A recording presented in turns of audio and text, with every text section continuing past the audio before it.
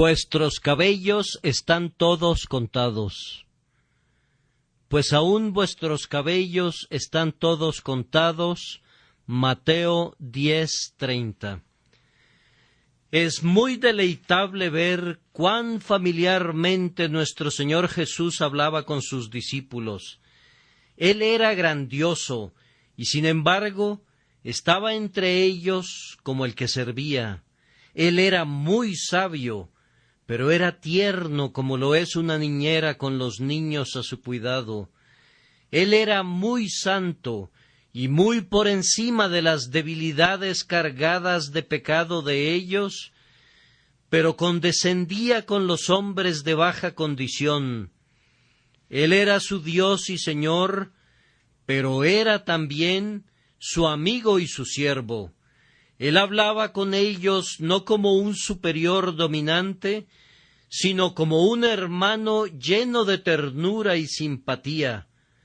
Ustedes saben cuán dulcemente Él les dijo una vez: si así no fuera, yo os lo hubiera dicho.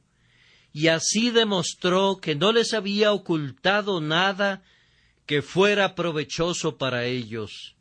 Les descubrió su corazón totalmente. Su secreto estaba con ellos. Los amó con sumo amor y encauzó el río pleno de su vida para que fluyera en provecho de ellos. Ahora, en este capítulo, si lo leyeran en casa, verán cuán sabiamente el Señor Jesús trata con sus temores. Él se preocupa para que ellos no tengan temor. Está ansioso para que ellos no estén ansiosos. Así que habla con ellos como un amigo muy tierno hablaría a una persona muy nerviosa, algún hermano o hermana de mente débil, y habla de tal manera que si ellos no hubiesen sido consolados, querría decir con certeza que de manera voluntaria rechazaban el consuelo. Él les dice: y no temáis a los que matan el cuerpo, mas el alma no pueden matar. Temed más bien a aquel que puede destruir el alma y el cuerpo en el infierno. ¿No se venden 2 pajarillos por 1 cuarto? Con todo, ni uno de ellos cae a tierra sin vuestro Padre, pues aún vuestros cabellos están todos contados. Así que no temáis, más valéis vosotros que muchos pajarillos.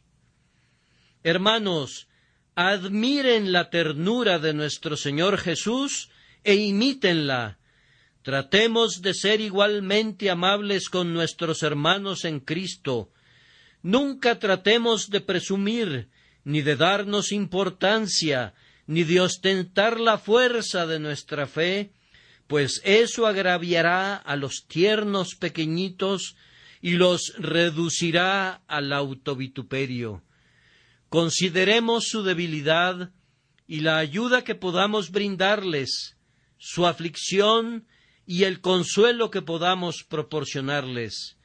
Jesús mismo fue un consolador, pues de lo contrario no hubiera podido hablar de otro consolador, y así seamos consoladores en nuestra medida, siguiendo sus pasos. Esto me recuerda también que debo mencionar cuán sencillas eran las conversaciones del Salvador con sus discípulos, consecuentes con este deseo de confortar sus corazones. He pensado a menudo que él hablaba justo de la manera en que cualquiera de nosotros habla a nuestros hijos cuando deseamos alentarlos. No hay nada relativo al lenguaje del Salvador que te lleve a decir: ¡qué grandioso discurso! ¡Cuán buen orador es! ¡Qué bien habla! Si alguien te hace decir eso de él, puedes sospechar que anda un poco perdido. Esa persona está olvidando el verdadero objeto de una mente amorosa y está buscando ser un conferencista y quiere impresionar a la gente con la idea que está diciendo algo verdaderamente maravilloso y que lo está diciendo de manera grandilocuente. El Salvador ignoraba toda idea de usar una expresión maravillosa cuando trataba de expresar el significado de la manera más sencilla posible. Él buscaba el camino más corto para alcanzar los corazones de quienes lo escuchaban, y no le importaba para nada si las flores crecían a la orilla del camino o no. Por esta razón no hay elocuencia como la elocuencia de Jesús. Hay un estilo de majestuosa sencillez en él que es totalmente propia, y en esto radica su sublimidad inigualable.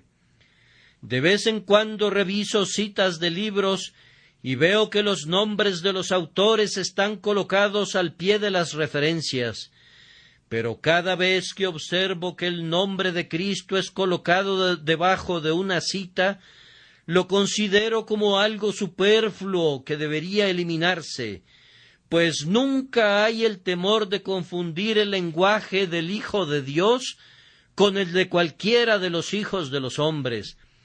Él tiene su propio estilo.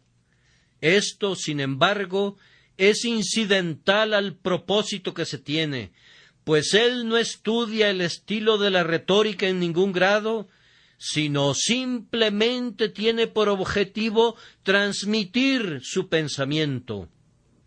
Por eso él habla con palabras muy sencillas, tales como las de nuestro texto, pues aún vuestros cabellos están todos contados. Los hombres que son grandes y estudiosos no hablarían acerca de los cabellos de tu cabeza. Todo su discurso es acerca de las nebulosas y de las estrellas, las eras geológicas y los fósiles, la evolución y la solidaridad de la raza, y no sé qué otras cosas más. Ellos no se inclinarían ante las cosas comunes. Ellos deben decir algo grandioso, sublime, deslumbrante, brillante, lleno de fuegos artificiales. El Señor está tan lejos de todo esto como lo están los cielos del dosel más llamativo que jamás haya engalanado el trono de algún mortal. Él habla en lenguaje sencillo porque Él se siente en casa. Él habla el lenguaje del corazón porque Él es todo corazón y quiere alcanzar los corazones de aquellos que le escuchan. Les recomiendo este texto por esa razón, además de muchas otras, pues aún vuestros cabellos están todos contados. Reflexionando sobre estas palabras, parecen contener 4 elementos por lo menos, y podemos adoptar 4 perspectivas de su significado. Y la primera es predeterminación, pues aún vuestros cabellos han sido todos contados. Encontrarán que esa traducción es una versión más precisa del texto que la versión que tenemos ante nosotros. El verbo no está en presente, sino en el tiempo pluscuamperfecto. Aún vuestros cabellos han sido todos contados, antes que los mundos fueran creados. En segundo lugar, veo en el texto conocimiento. Esto es muy claro. Dios conoce a su pueblo de tal manera que aún los cabellos de sus cabezas están todos contados por Él. En tercer lugar, hay aquí valoración. Él estima de manera tan elevada a sus propios siervos que de ellos se dice: aún vuestros cabellos están todos contados. Ustedes son tan preciosos que la más pequeña porción de ustedes es preciosa. El Rey conserva un registro de cada parte de ustedes pues aún vuestros cabellos están contados. Y por último, aquí hay de manera muy evidente preservación. El Salvador les ha estado diciendo que no teman a los que pueden matar el cuerpo, pero que son incapaces de destruir el alma. Él dice que Dios los preserva. En otro lugar les había dicho a sus discípulos: pero ni un cabello de vuestra cabeza perecerá. Y Él quiere significar lo mismo en este caso. Habrá una preservación perfecta de su pueblo, pues aún vuestros cabellos están todos contados. Vamos pues al primer punto. Aquí hay predeterminación, pues aún vuestros cabellos están todos contados. La mayoría de los cristianos cree en la providencia de Dios, pero no todos los cristianos están preparados para seguir la verdad que implica. Ellos aparentan creer que hay una providencia que gobierna sobre todo, pero parecen haber olvidado que siempre hubo esa providencia y que la providencia debe ser, después de todo, un asunto de predeterminación divina. Dios debe haber previsto, o de lo contrario, no podría haber provisto, pues providencia es, después de todo, previsión, y la provisión que hace Dios no es sino el resultado de su visión anticipada de tal y tal cosa que es necesaria para nosotros. Ver anticipadamente debe pertenecer esencialmente a cualquier providencia verdadera y real. ¿Cuán lejos llega la visión anticipada de Dios? Nosotros creemos que se extiende al hombre entero y a todo lo relacionado a él.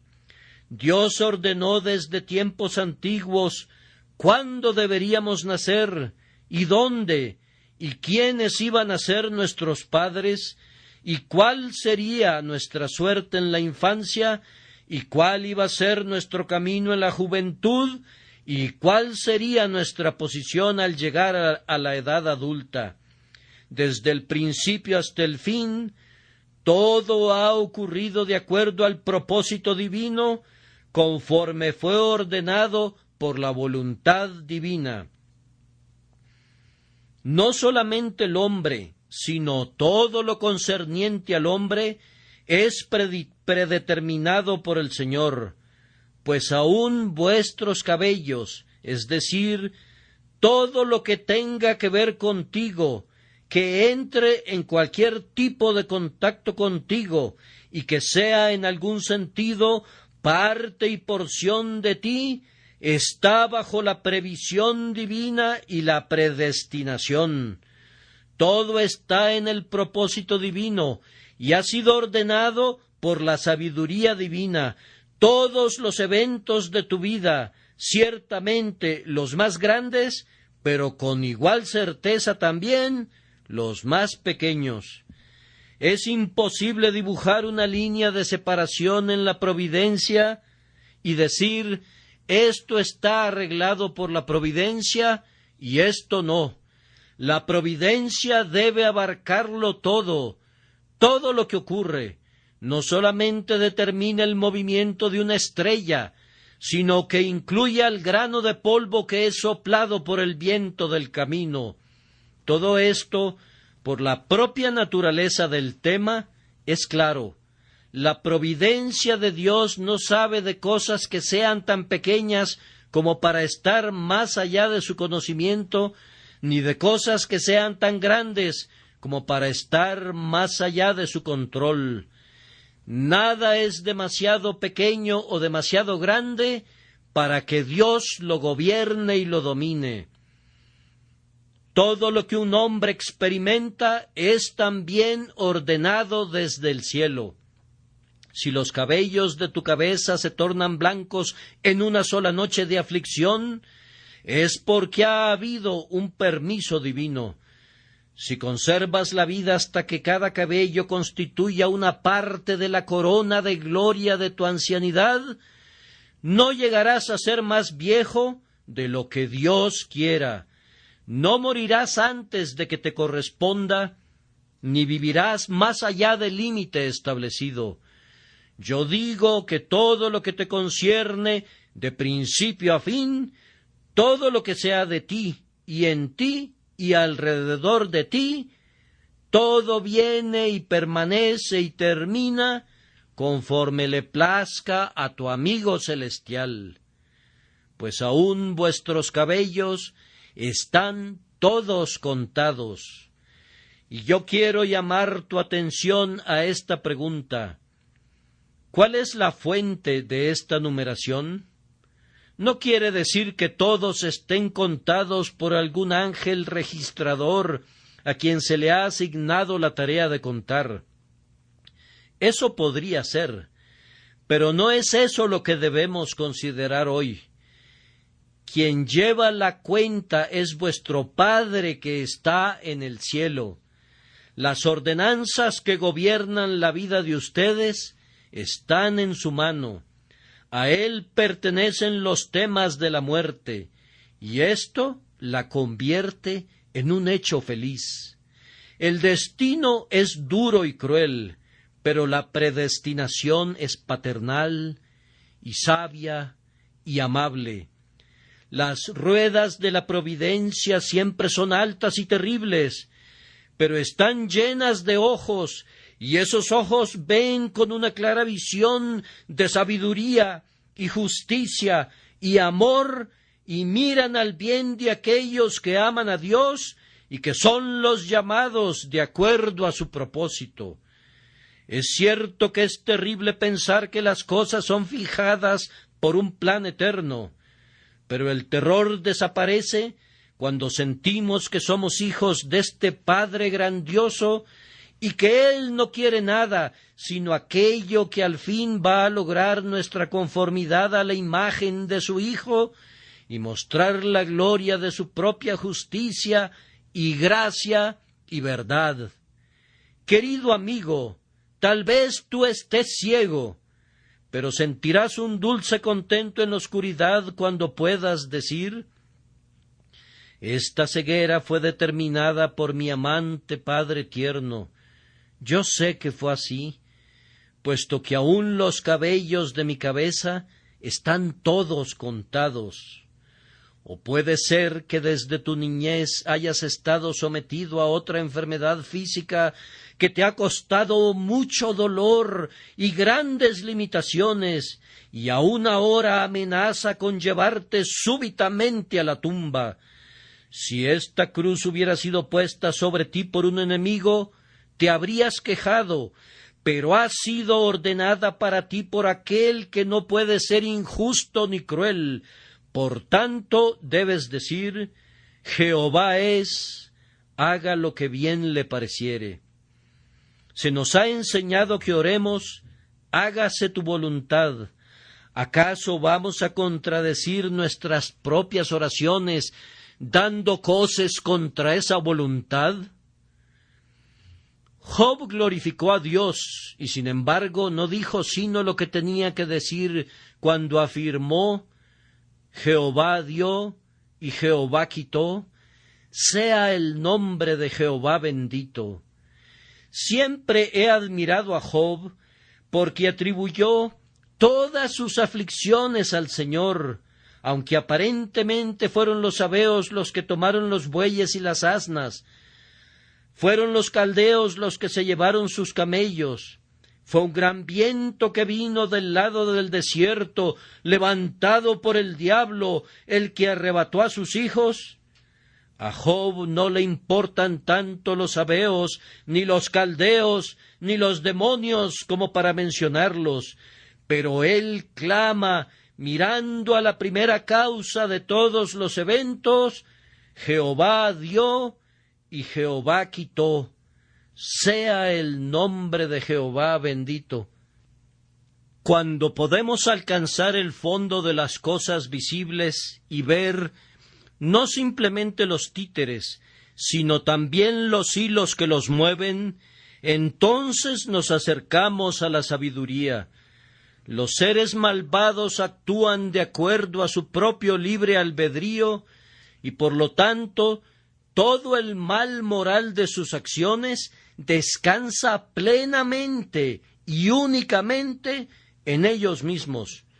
Pero el Dios grandioso, totalmente limpio de toda complicidad con el pecado humano, ejecuta misteriosamente sus propios propósitos, que siempre son buenos y justos. Él es quien del mal, real o supuesto, produce todavía bien y mayor bien en progresión infinita. Yo digo que cuando llegamos a esta primera fuerza y fuente real de poder, entonces llegamos a donde aprendemos sabiduría y recibimos ayuda en las luchas de la vida.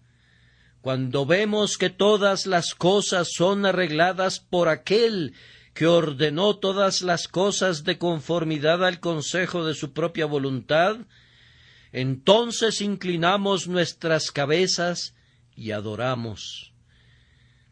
El resultado práctico de todo esto para el cristiano debe ser simplemente este: si esto es así, que todas las cosas en mi vida son ordenadas por Dios, inclusive los cabellos de mi cabeza, entonces debo aprender sumisión. Voy a inclinarme ante la voluntad suprema que debe cumplirse siempre. Aunque me cueste una lágrima y muchos dolores, sin embargo, nunca voy a estar contento hasta que pueda decir: Padre, hágase tu voluntad.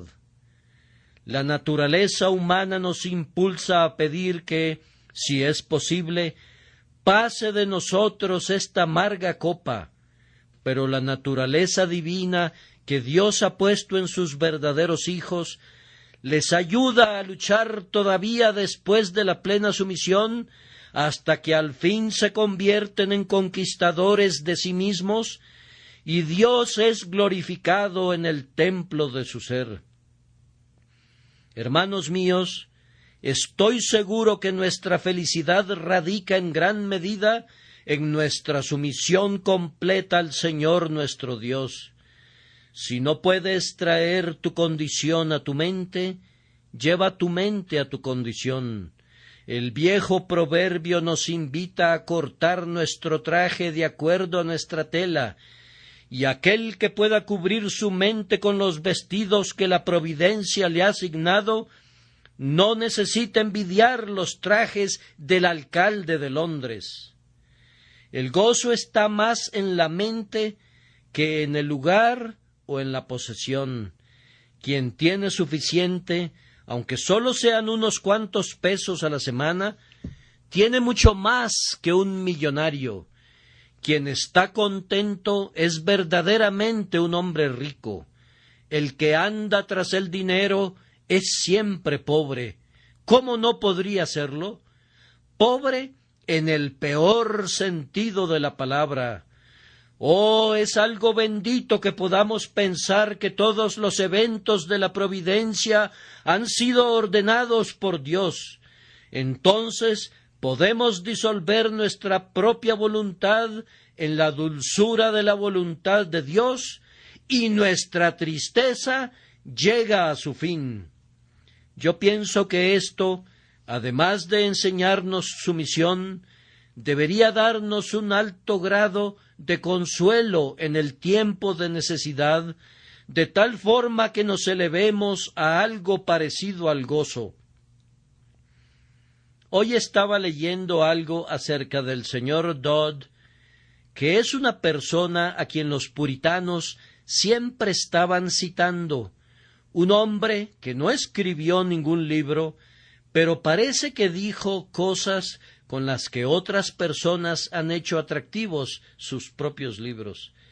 Se dice que este viejo señor Dodd tenía un gran problema, una queja de su cuerpo que no voy a mencionar, pero es una de las más dolorosas que un hombre puede sufrir, y cuando se le dijo que tenía esta enfermedad y que era incurable, el anciano derramó unas cuantas lágrimas naturales a causa del dolor muy grande y agudo, pero al fin dijo: «Esto me viene evidentemente de Dios, y Dios nunca me envió nada que no fuera bueno para mí. Por tanto, arrodillémonos juntos y agradezcamos a Dios por esto». Ese anciano dijo algo muy bueno e hizo muy bien en agradecer a Dios de todo corazón. Oh, sí, arrodillémonos juntos y agradezcamos a Dios por nuestro problema. ¿Acaso podría ser tuberculosis, o un niño moribundo, o una hacienda que no te sostiene, o un negocio que va rumbo a la ruina? Creamos con firmeza que nuestro Dios nunca nos ha enviado nada que no fuera para nuestro bien. Por tanto, arrodillémonos y agradezcamos a Dios con todo nuestro corazón. Si tu hijo viniera a ti y te dijera: «Padre, te agradezco por la vara, sé que ha sido por mi bien», sentirías que el tiempo de la corrección ha llegado a su fin. Evidentemente él no es tan torpe ni tan insensato como para que necesite un agudo despertar por medio del castigo. Él ve el mal involucrado en su desobediencia y la necesidad del castigo, y ahora se le puede permitir que aplique las lecciones que ha aprendido. Cuando ustedes y yo comenzamos a familiarizarnos con la aflicción y a agradecer a Dios por ella, está llegando a su fin. Yo personalmente creo que hay a menudo un período establecido para las aflicciones de los santos, y que ese período usualmente coincide con su aceptación perfecta. Cuando están contentos de recibir todas las cosas como Dios quiera, Dios estará contento con permitirles tener tanto como quieran. Cuando dos voluntades se juntan, nuestra voluntad y la voluntad de Dios, entonces encontraremos un dulce arroyo de plateada paz que fluye en dos vertientes por el resto de nuestras vidas. Por tanto, concluyamos esto: si aún los cabellos de nuestra cabeza están todos contados, si verdaderamente todo es ordenado por el Altísimo en lo relativo a su pueblo, gocémonos en lo que Dios da, y tomémoslo como venga, y alabemos su nombre, ya sea que lo que nos toque sea duro o suave, amargo o dulce. Digamos con alegría: si Dios lo quiere así, nosotros también. Si es un propósito de Dios, que así sea, puesto que a los que aman a Dios, todas las cosas les ayudan a bien, esto es, a los que conforme a sus propósitos son llamados. No me voy a hundir en el pantano de las dificultades que algunos de ustedes ven colocado en el camino. Yo tropiezo en el fango con el ágil pie de la fe. No voy a discutir cómo se puede demostrar que la predeterminación es consistente con la responsabilidad del hombre y con el libre albedrío del hombre, y con todo eso. Yo creo en la responsabilidad del hombre y en el libre albedrío del hombre, tanto como creo en la predestinación. Yo creo en la responsabilidad del hombre, tanto como ustedes, y creo en el libre albedrío del hombre, tanto como cualquier ser viviente. ¿Cómo puedo creer en ambas doctrinas? Evidentemente puedo creer en ambas doctrinas, pues ciertamente creo en ambas. He aprendido esto, que el hombre cuyo credo es consistente en la opinión de otros, usualmente tiene un credo señalado por la pobreza y la insuficiencia, y la mayor parte de ese credo es más bien teoría que revelación. Cuando llegas a encuadrar tu teología en un sistema, existe el peligro que actúes como un constructor que coloca entre las grandes piedras mezcla hecha por él mismo. Yo me contento con apilar las piedras no labradas y no les pongo ningún cemento propio. No le voy a dar forma a la verdad, y mucho menos le voy a agregar algo, porque si alzares herramienta sobre él, lo profanarás. Quien acepta la verdad tal como la encuentra en el libro inspirado, tiene suficiente material, y todo ese material es sano. Yo creo que todas las contradicciones de la Escritura son solamente aparentes. No puedo esperar entender los misterios de Dios, ni tampoco deseo hacerlo. Si yo entendiera a Dios, no podría ser al verdadero Dios. Una doctrina que yo no pueda entender es una verdad que está destinada a agarrarme a mí. Cuando yo no puedo ascender, me arrodillo. Allí donde no puedo construir un observatorio, coloco un altar.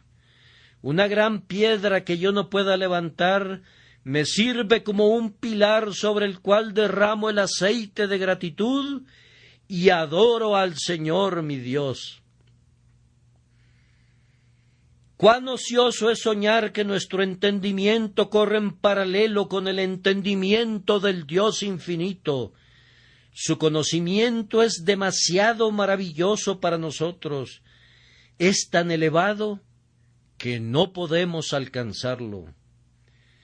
¿Han escuchado alguna vez la historia del muchacho curioso a quien se le había prohibido entrar al estudio de su padre? Intentó abrir la puerta, pero estaba cerrada con llave. Cualquier forma apropiada y segura de entrar estaba descartada, pero él no podía estar contento hasta no haber satisfecho su curiosidad, y por lo tanto se subió por la ventana. Para horror de su padre, allá arriba en el segundo piso estaba su hijito, mirándolo desde arriba y gritándole con orgullo infantil: «¡Papá, puedo verte!». ¡Qué posición tan peligrosa para el niño! Debe ser rescatado y se le debe enseñar que no debe subirse allí de nuevo. ¿Imitaremos la insensatez de este niño? Hermanos míos, yo no lo intentaría. No quiero poner en peligro mi alma, ni tampoco mis poderes de razonar, esforzándome por entender lo que no se puede conocer. Siendo un pobre hijo como soy, prefiero amar a Dios y asombrarme de Él, en vez de mirarlo con percepciones frías e intelectuales, soñando que lo conozco plenamente. Yo le pido a Dios crecer en el conocimiento de aquello que el Señor ha revelado, y oro para pedir gracia para limitar mi curiosidad a los límites de su revelación. Ciertamente están sumamente lejos aún de las investigaciones más ambiciosas. En cuanto a la dificultad frente a nosotros, yo no la entiendo. ¿Y de qué me serviría si la entendiera? Yo sé que cualquier cosa que haga un hombre que está mal, la hace de conformidad a su libre albedrío. Y yo creo que todo el pecado del mundo es causado por la elección voluntaria y censurable del transgresor. Pero yo sé que hay una comprensión de la previsión y de la predestinación tan amplia que todo está de acuerdo con la presciencia y la predestinación.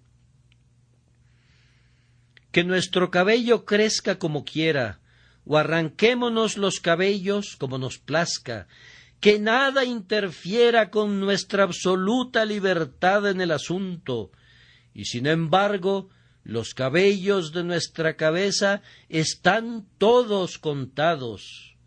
Suficiente en cuanto a la presciencia. Ahora, en segundo lugar, tenemos el conocimiento, el íntimo conocimiento que Dios tiene de su pueblo, pues aún vuestros cabellos están todos contados. Observen qué conocimiento tan pleno tiene Dios de cada uno de sus hijos. Si no hubiera nadie más en el mundo excepto tú, y Dios no tuviera nada más que hacer que pensar en ti, y no hubieran otros objetos para su atención más allá de ti, y su mente eterna no tuviera ningún tema que considerar, sino únicamente tú, el Señor entonces no sabría más acerca de ti de lo que sabe ahora. La omnisciencia de Dios está concentrada sobre cada ser, y sin embargo no está dividida por la multiplicidad de sus objetos. No se encuentra menos concentrada en un objeto en razón que hay muchos objetos. ¿Cuánto debería asombrarnos que el Señor nos conozca en este momento tan íntimamente como para tener contados cada uno de los cabellos de nuestra cabeza? El conocimiento que posee el Señor en relación a su pueblo es muy minucioso y toma en cuenta esos pequeños asuntos que los hombres valoran como menudencias indignas de considerarse. Él sabe lo que tú y yo difícilmente deseamos saber. Él sabe aquello que nosotros desconocemos y que no nos quita el sueño, pues aún vuestros cabellos están todos contados. Él nos conoce mejor que cualquiera de nuestros amigos. Hay muchas personas que tienen un amable amigo que conoce sus asuntos con mucha precisión, pero aún un allegado tan familiar nunca ha contado los cabellos de sus cabezas. Ninguna esposa ha hecho eso, ni tampoco ningún doctor, aunque tenga, por su larga relación con nosotros, un detallado conocimiento de la condición y de la salud de cada parte de nuestro cuerpo. Dios nos conoce mejor de lo que nosotros nos conocemos a nosotros mismos. Nadie sabe cuántos cabellos hay en su propia cabeza, pero aún los cabellos de tu cabeza están todos contados por aquel que nos conoce mejor de lo que nos conocemos a nosotros mismos. Dios sabe cosas de nosotros que por nosotros mismos no podríamos descubrir. Hay secretos del corazón que son desconocidos aún para nosotros mismos, pero que no son un secreto para Él. Su penetrante conocimiento alcanza hasta las cosas más escondidas de la vida y del espíritu. ¿Acaso no concuerdan conmigo que un conocimiento tierno y encantador es revelado aquí cuando se nos dice que el Señor cuenta los propios cabellos de nuestras cabezas? ¿Acaso no revela cuánto piensa en ellos? Hay algunas personas que nos aman mucho, que siempre están buscando nuestro bien, pero Dios los sobrepasa a todos ellos en un mayor cuidado maternal hacia nosotros, un cuidado sorprendentemente minucioso. Vemos que su amor es mayor que el amor de las mujeres, pues aún los cabellos de nuestra cabeza están todos contados, y eso en cada una de las etapas de nuestras vidas. ¿Acaso no implica esto un cuidado muy benévolo? Cuando uno tiene a un hijo enfermo y lo vigila día y noche, cada pequeño detalle en relación a él es conocido y registrado. Mi amor se ve un poco pálido hoy, o no tiene mucho apetito ahora. el síntoma es notado con ansiedad. Ustedes saben cuán fácilmente el amor puede degenerar en insensatez en esa dirección. Pero sin ningún desatino, Dios es infinitamente cuidadoso y amable con nosotros, pues Él sabe cuándo hemos perdido uno de los cabellos de nuestra cabeza. Nosotros no podemos hacer que nuestro cabello se vuelva blanco o negro, pero Él sabe cuando nuestros cabellos se tornan blancos por el dolor o por la edad. Él entiende todo acerca de la pérdida de color de nuestro cabello, de cuando encanecemos, de los pequeños detalles relativos a nuestro cuerpo, así como de las más diminutas circunstancias que atribulan nuestras almas. Me parece, no sé cómo lo vean ustedes, que revela un conocimiento muy, muy, muy íntimo, tierno y afectuoso de nosotros. Y el hecho de que nuestro Señor nos mire así tan lleno de gracia, nos debería llenar de gozo. Este conocimiento tierno y cuidadoso de parte de Dios es constante. Él conoce el número de los cabellos de nuestra cabeza hoy, mañana y todos los días. Él vela sin cesar sobre todos los procesos que aun de la manera más insignificante afectan nuestras vidas. Tan íntimo es el conocimiento que tiene de nosotros, que cuando nos acostamos y cuando nos levantamos, nuestros pensamientos y nuestros caminos, todo está continuamente ante Él. ¿Y qué debemos aprender de esto? ¿Acaso la vida no se convierte en un asunto muy solemne? ¿Quién se atrevería a tomar las cosas a la ligera cuando el Señor Dios está tan cerca? ¿Se dedican ustedes a la crianza de abejas? ¿Han sacado alguna vez la estructura interior de una colmena, sosteniéndola en alto para observar lo que están haciendo las abejas a ambos lados del panal? ¿O han contemplado a las abejas a través de una de esas interesantes capuchas que tienen un visor que permite que toda la actividad pueda ser visible? Las abejas escasamente se dan cuenta que las estás observando. Ciertamente a ellas no les importa que las miren, pues son tan laboriosas que ya no podrían hacer nada más, aunque tuvieran puestos sobre ellas todos los ojos del universo. ¿Qué clase de personas deberíamos ser, sabiendo que Dios nos está observando y registrando cada movimiento de nuestro ser? ¿Qué cuidado deberíamos tener en cuanto a nuestro sentimiento, nuestro pensamiento, nuestra determinación, nuestros deseos, nuestras acciones y nuestras conversaciones, cuando Dios lo sabe todo minuciosamente, aun el número de los cabellos de nuestra cabeza? ¡Qué perfecta consagración deberíamos mantener!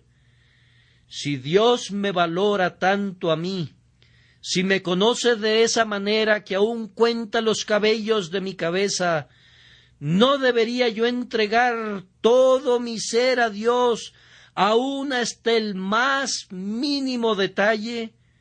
¿Acaso no debería darle no solamente mi cabeza, sino mi cabello, como lo hizo aquella mujer penitente, quien soltó sus trenzas para poder hacer una toalla con ellas, y así secar esos pies que había lavado con sus lágrimas?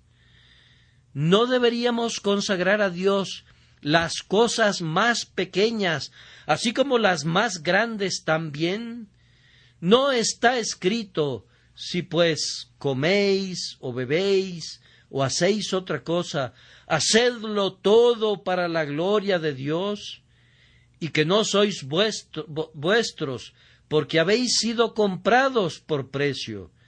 y cuando se hizo el inventario, el Señor no dejó fuera del catálogo ni un solo cabello de tu cabeza. Ciertamente, Él no les ha dejado el cabello a ninguno de ustedes, mujeres cristianas, para que ustedes se gocen en su vanidad y orgullo. Cada una de sus trenzas es del Señor. Él no les deja a ustedes, hombres, nada de su talento, nada de su mente, de su cuerpo. Todo su ser es completamente de Él, y Él lo tiene muy en cuenta y espera que ustedes lo incluyan en su consagración práctica. Él observa lo que ustedes hacen con las cosas pequeñas. Él nota inclusive esos pequeños asuntos que parecen indignos de consideración para estar bajo alguna regla. Estamos bajo la ley de Cristo y esa ley cubre al hombre completo. ¿Acaso nuestra fe en este conocimiento que el Señor tiene de nosotros no debería ayudarnos en la oración? ¿Acaso algunos hermanos no oran como si estuvieran informando al Señor acerca de sí mismos? Creo que he escuchado algunos comentarios en ciertas oraciones que parecerían implicar que Dios desconocía el catecismo menor. Algunos amigos han ido tan lejos como explicar las doctrinas de la gracia, como si el Señor no estuviera al tanto de ellas. He escuchado que otros oran como si Él no conociera la experiencia de los cristianos, como si hubieran tenido que explicarle a Él algunas de sus dudas y temores. Cuando oramos, no necesitamos explicar nada, pues el Señor sabe todo acerca de nosotros, incluyendo los cabellos de nuestra cabeza. Queridos amigos, nosotros no tenemos ninguna necesidad de explicar nuestras dificultades y perplejidades a nuestro Dios. Vuestro Padre Celestial sabe que este sea el consuelo de ustedes. Él sabe qué cosas necesitamos antes de que se las pidamos. Esta es una gran ayuda en la oración. Puede acortarse en gran manera la oración si van a Dios con la expresión de lo que desean y argumentan su promesa y someten su espíritu a su discreción divina. Al acortar la longitud de la oración, en esa medida se fortalece. No necesitan sentir temor como si Dios no supiera, sino que deben ir dulcemente hacia Él, que sabe todo acerca de ustedes y que no actuará sobre la información incompleta de ustedes, sino sobre su propio conocimiento cierto. Esta persuasión nos ayudará a sentir que el Señor nos liberará de todas las dificultades, pues Él conoce el camino de salida de cada laberinto. Él percibe la respuesta para cada enigma. Si Él cuenta todos los cabellos de tu cabeza, puedes tener la certeza de que Él tiene una gran discreción para cosas mayores, y es un piloto incomparable a través de las olas, y de las rocas, y de las arenas movedizas, que suavemente te conducirá en el camino y te llevará al puerto deseado.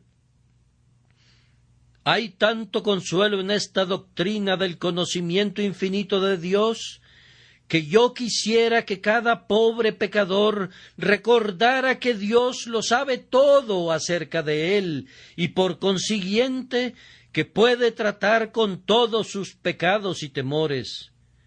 Si quieren misericordia, vengan al Señor de inmediato. Él conoce sus caminos, Él conoce su posición, Él conoce su corazón quebrantado, Él conoce sus luchas angustiosas, Él sabe lo que ustedes no pueden expresar. Todo el mal que han hecho y todo el bien que anhelan, Él lo percibe, pues aún vuestros cabellos están todos contados. Ahora, en tercer lugar, y de manera muy breve, ¿acaso este texto no expresa valoración? Pues aún vuestros cabellos están todos contados. Parece entonces que los humildes santos son sumamente preciosos para el Señor. Todo el rebaño de Cristo en la tierra fue constituido por gente pobre. Si poseían un bote y unas cuantas redes, era todo lo que valían. Si alguien hubiera visto a Cristo en su pequeña iglesia en la tierra, habría dicho: no hay ninguna persona respetable en medio de ellos. Así es como se habla ahora, como si fuera respetable tener dinero, como si el respeto no perteneciera al carácter, sino únicamente a las posesiones. Sin embargo, Él escogió a esos 12 hombres pobres y los tenía en tan alta estima que contó todos los cabellos de sus cabezas. Por allá veo a un pobre anciano junto al pasillo que lleva una chaqueta de pana. La chaqueta no es importante, pero aún los cabellos de su cabeza están todos contados. Por allá está también una pobre anciana que acaba de salir del asilo y a ella le encanta escuchar el Evangelio. Es una anciana tan pobre que a nadie le gusta invitarla para que tome un asiento en la iglesia. Ella es uno de los santos de Cristo, y la santidad es una patente de nobleza. Si vendieras una hacienda podrías contar los árboles, pero no las ramas ni las hojas. Pero si vendieras una joyería, contarías todos los prendedores y todos los anillos de diamante, porque en una joyería todo es precioso. Ahora, Dios considera todo lo relativo a su pueblo como algo tan precioso que inclusive le da importancia a los cabellos de sus cabezas. ¡Cuán preciosos son los santos a los ojos del Señor! He estado tratando de hacer un cálculo. Si los cabellos de sus cabezas valen tanto que Dios los cuenta, ¿cuánto no valdrán sus cabezas? ¿Quién me respondería eso? Si sus cabezas valen tanto que el Señor Jesucristo murió para redimirlas, ¿quién podrá decir cuánto valen sus almas? O más bien, ¿qué es lo que no valen? Las almas valen más que todos los mundos colocados juntos. Pregúntenle a una madre cuánto vale su hijo. Señora, ¿cuánto aceptaría por su hijo? Amigos míos, si ella lo vendiera por el precio que ella considerara una compensación justa, no podríamos juntar todos nosotros el dinero suficiente, aunque pusiéramos todo lo que tenemos en un fondo común. El Señor puso tal valor en sus hijos que entregó a su Hijo Jesucristo a la muerte para no perder a ninguno de ellos. Y Jesús mismo eligió morir en la cruz para que ninguno de sus pequeñitos pereciera. ¡Oh, el valor y naturaleza preciosa de un Hijo de Dios! Los mundos no servirían de nada para servir de base de la evaluación. Valoremos al pueblo de Dios muy en alto, sintiendo como lo hacía el salmista cuando dijo: Tú eres mi Señor, no hay para mí bien fuera de ti. Para los santos que están en la tierra y para los íntegros es toda mi complacencia. Ustedes agradan a Jesús cuando le hacen el bien al más pequeñito de sus hijos. Él considera como si se lo hicieran a Él mismo. Si son tan queridos para Él, deben ser muy queridos para ustedes. Y como algunos a quienes Cristo compró con su sangre, todavía están perdidos? Oh, vamos y encontrémoslos. En caminos de muerte ellos merodean.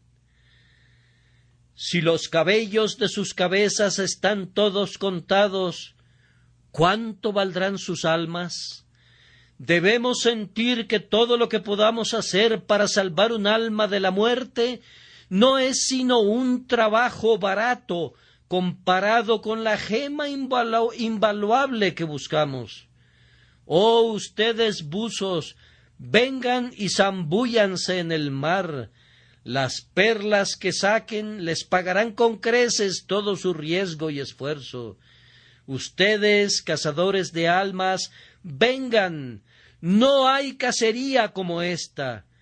Cacen almas como los valerosos suizos cazaban antes venados en las montañas, y que ninguna dificultad los intimide, pues el que gana almas es sabio.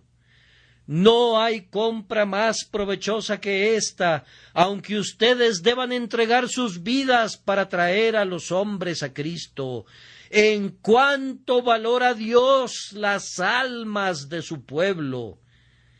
Finalmente, aquí hay preservación. Vean cuán cuidadosamente Dios preserva a su propio pueblo, pues comienza por contar los cabellos de sus cabezas. Yo digo, y me baso en la Escritura para apoyar mi afirmación, que ningún miembro del pueblo de Dios sufrirá a la larga la más pequeña pérdida. Pero ni un cabello de vuestra cabeza perecerá, le dijo Cristo a su pueblo creyente. Si yo fuera a perder un cabello de mi cabeza, no me daría cuenta. ¿Alguno de ustedes sí se daría cuenta? Pero Dios sí sabría si sus siervos perdieran algún cabello de sus cabezas, y Él les promete una protección tan completa que ninguno de los cabellos de sus cabezas perecerá. Recuerden ese otro texto.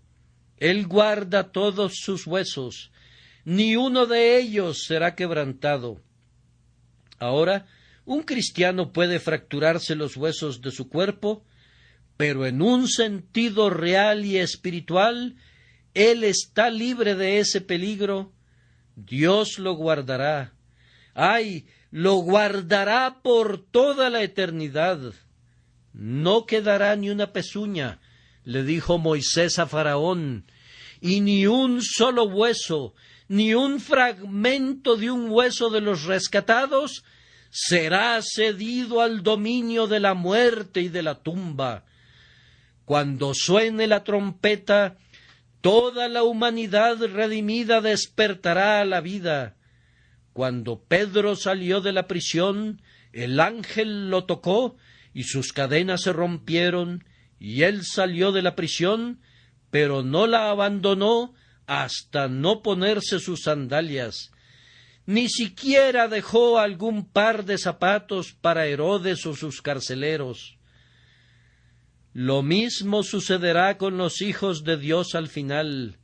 De lechos de polvo y arcilla silenciosa, cuando suene la trompeta del ángel, se levantarán y no dejarán atrás nada. No dejarán ninguna partícula esencial en la tumba. Resucitarán cuerpo, alma y espíritu completamente redimidos por el Señor. Pues aún vuestros cabellos están todos contados. Cristo conoce lo que ha comprado y lo tendrá. Él tendrá lo que ha comprado, inclusive hasta el último átomo. No entraremos a la vida cojos o mutilados o con un solo ojo. Él preservará su pueblo en su totalidad y lo presentará sin mancha, ni arruga, ni cosa semejante. Observen que en la cercana vecindad del texto leemos acerca de persecución. Amados hermanos, si viniera persecución, no podría realmente hacerles daño. Los 3 jóvenes hebreos, cuando salieron del fuego, no estaban quemados ni chamuscados, ni siquiera sus sombreros, ni sus narices, ni sus cabellos olían a fuego. Cuando el pueblo de Dios sufre los fuegos de la persecución, no será perdedor. Ellos irán en medio del fuego sin sufrir ningún daño. Más aún, ganarán la palma y la corona de los mártires, que los harán gloriosos para siempre, a pesar de que mueran en las llamas. Por tanto, no le teman a nada. Nada les hará daño de ninguna manera. Al final, sus sufrimientos se convertirán en su enriquecimiento. Aunque ustedes no cuenten sus vidas como algo valioso, la sangre de ustedes será preciosa a su vista. Además de la persecución, ustedes pueden sufrir un accidente o una calamidad súbita. No tengan miedo nunca. Exhibir presencia de ánimo en un accidente representa la mitad de la batalla. Por tanto, el Hijo de Dios debe estar calmado y con autocontrol, pues aunque sufre en el cuerpo, su verdadero yo estará seguro. Ustedes serán colocados en peligros externos al igual que los demás, ya sea en tornados o en naufragios, o sufriendo la peste del cólera, o en medio del fuego. Sin embargo, su verdadera vida está protegida de todo peligro por el pacto de gracia. Por lo tanto, descansa en el Señor, pues estarás seguro, aunque caigan a tu lado 1000 y 10.000 a tu diestra. Si pierdes, tu pérdida será transmutada en una ganancia real. La enfermedad, si llega la enfermedad, obrará tu salud. Los hijos de Dios han sido madurados a menudo por la enfermedad. Son semejantes al higo, que no se vuelve dulce mientras no se ha golpeado. Amós era recolector de higos silvestres y los golpeaba, y la aflicción es el Amós de Dios para volvernos dulces. La madurez viene mediante la aflicción. Ay, dices, he perdido a un querido amigo. Confía en Dios y por medio de la amistad divina el vacío de tu corazón será llenado con creces. ¿Has perdido a un hijo? El Señor será mejor para ti que 10 hijos.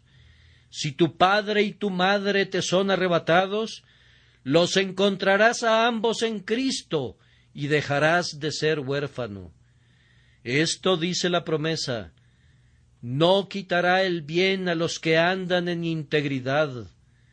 No te desampararé ni te dejaré. Confía en el Señor en cualquier peligro. Confía en Él en medio de aguas profundas y también cuando estés en la costa. Cuando las olas estén agitadas, confía en tu Dios, así como también cuando el mar esté tranquilo como un espejo. Cuando el mar ruge y las montañas son sacudidas por las mareas altas, confía en Jehová sin la menor sombra de duda, pues aún vuestros cabellos están todos contados. ¿Por qué habías de temer? Tu barca lleva a Jesús con toda su vida. Si tú te ahogas, Él no puede nadar, Él se hunde o nada contigo, pues así ha dicho Él: porque yo vivo, vosotros también viviréis. Si tu Señor vive, tú debes vivir. Por tanto, consuélense unos a otros con estas palabras y vayan tranquilamente, pacientemente, alegremente, gozosamente por la vida, bajo la preservación divina, pues aún vuestros cabellos están todos contados. En cuanto a ustedes que no están en Cristo, siento por ustedes un gran dolor, porque ustedes no pueden participar del gozo de esta preservación. En cuanto a los justos, las estrellas en su curso luchan por ellos, y las bestias del campo han hecho pacto con ellos. Pero en cuanto a ti, la tierra gime al cargar el peso de tal pecador, y los elementos están impacientes para vengar la queja del Dios del pacto, destruyéndote.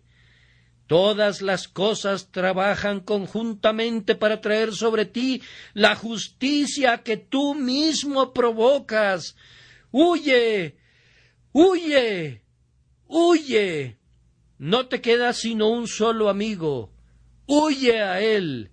Ese amigo, el amigo de los pecadores, te implora que vengas a él. Escúchalo cuando clama con los acentos más tiernos. Venid a mí, todos los que estáis trabajados y cargados, y yo os haré descansar. Ven a Jesús, ven de inmediato, por causa de su amor. Amén.